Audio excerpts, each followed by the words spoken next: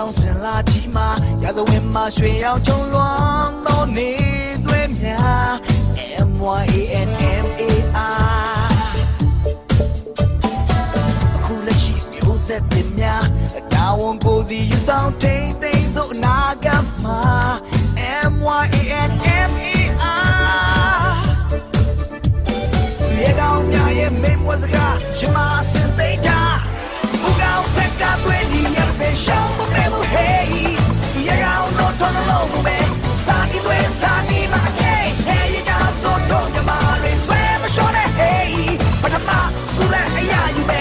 တော့အိမ်မကိုထိုးတဲ့ပြလို့ MYANMAR မြ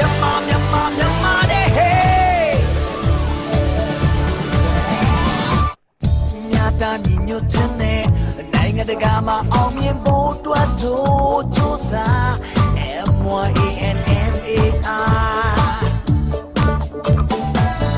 တို့ချစ်စိတ်ဓာတ်အပြည့်နဲ့မြန်မာကိုဒီကဘာကလေးစားဖို့ပို့ကြိုးစား